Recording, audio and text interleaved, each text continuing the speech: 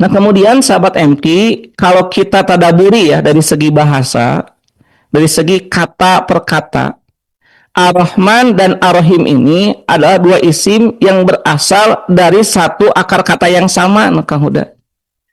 Baik Ar-Rahman atau Ar-Rahim, dua-duanya dari kata Rahimah yarhamu rahmatan, yang artinya adalah kasih sayang. Ya, Rahman, Rahim, itu akar katanya sama dari Rahimah yarhamu rahmatan. Arti Rahimah itu artinya kasih sayang. Tetapi kalau kita lihat ya bentuk atau pola dalam bahasa Arab, pola itu namanya sigoh ya. Sigoh kata Ar-Rahman dan Ar-Rahim ini bentuknya sama atau beda, Kang? Beda.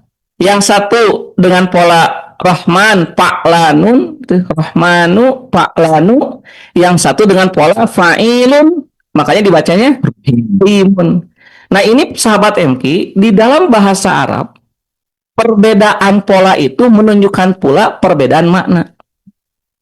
Jadi dari akar kata yang sama, tapi kemudian polanya beda, itu berarti maknanya juga berbeda. Nah, hebatnya bahasa Arab. Jadi kenapa Al-Quran itu dengan bahasa Arab salah satu diantaranya memiliki sigoh yang sangat luas sekali maknanya. Nah, kita lihat ya yang pertama misalkan kata Ar-Rahman. Ar-Rahman itu kan sepola dengan pola Fa'lanu ya. Fa'lanu, maka kan sama tuh apa? Manu.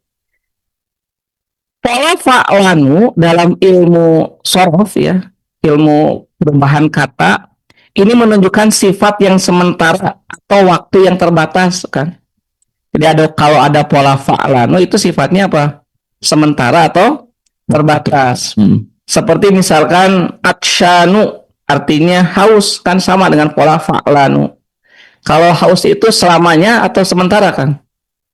Ya, sementara. Sementara. Kalau kita minum, hausnya masih ada atau sudah hilang?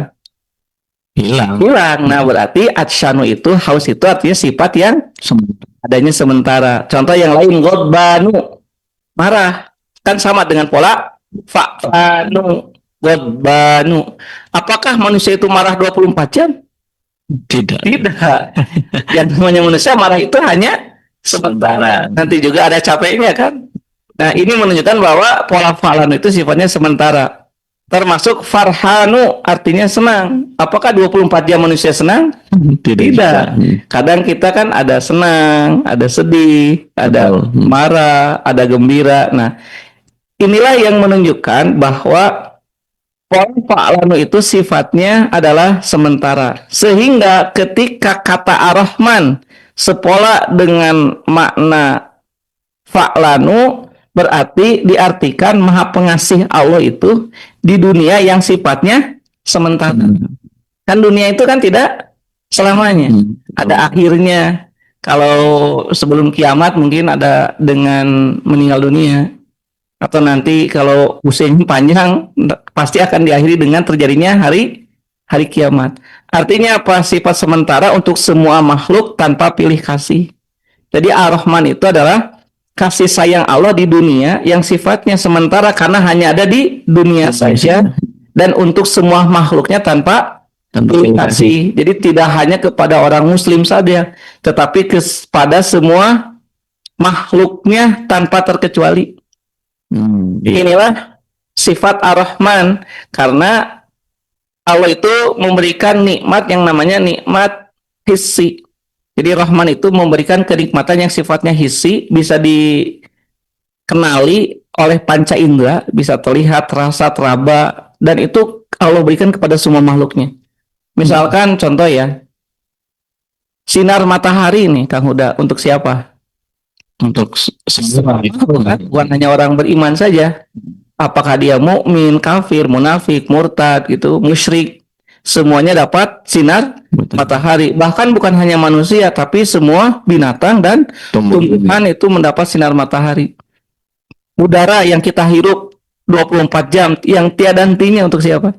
Untuk semua. Nah, ini bentuk rahman Allah. Termasuk nanti kesehatan, termasuk nanti harta, itu kan rahman Allah kepada semua makhluknya. Nah, kemudian kalau kita memperhatikan dari segi penulisan ya, lafadz Ar-Rahmani itu seharusnya ada alif, Kang. Karena mimnya dibacanya panjang pendek, Kang Huda.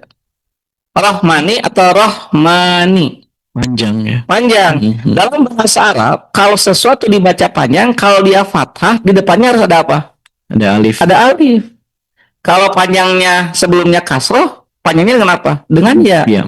Kalau domah, Dengan waw. nah ini mesti ada dalam tulisan.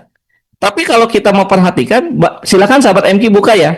Soal Fatihah ayat pertama, bahkan semua penulisan basmalah, Rohmani itu tidak ada alif setelah apa? Hah. Setelah huruf mim kan? Oh iya mim. Setelah mimnya harusnya ada alif Rohmani. Tapi ini tidak ada, bahkan diganti dengan fathah. Dalam penulisan harusnya ada. Nah, apa hikmahnya? Nah, inilah yang kemudian dikaji oleh ulama dari segi ijaju rasmil Quran. Kemujizatan Al-Quran dari segi tulisan.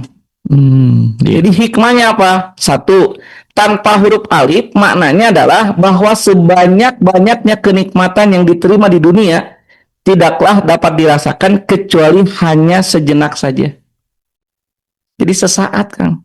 Jadi nikmat yang kita rasakan di dunia dihilangkan alif setelah mim itu untuk menunjukkan, dan Allah ingin memberikan pelajaran lewat penulisan kata Rahman bahwa kenikmatan dunia itu hanya sesaat hanya sementara.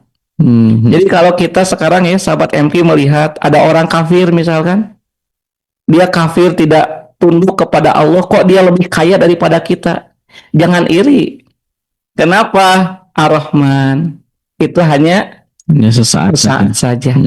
Coba kita lihat di dalam Al-Quran, bagaimana Qarun yang Allah berikan kekayaan dunia, tidak ada dalam zaman itu yang lebih kaya dari Qarun. Sampai Al-Quran menggambarkan, jangankan hartanya, jangankan gudangnya, kuncinya saja sangat besar sampai harus dibawa oleh beberapa orang yang kuat. Kita kalau punya rumah, kuncinya kan kecil. Iya benar. Pintunya besar, ini kuncinya saja besar gitu. Gimana pintunya, gimana gudangnya, gimana isi di dalam hartanya itu begitu banyak. Tetapi kan itu hanya sementara. Rahman. Kadang-kadang kalau tidak paham tentang makna Rahman, kita kadang-kadang suka ada iri ya, kenapa ya dia lebih kaya? Tenang saja. Dan Allah itu maha adil.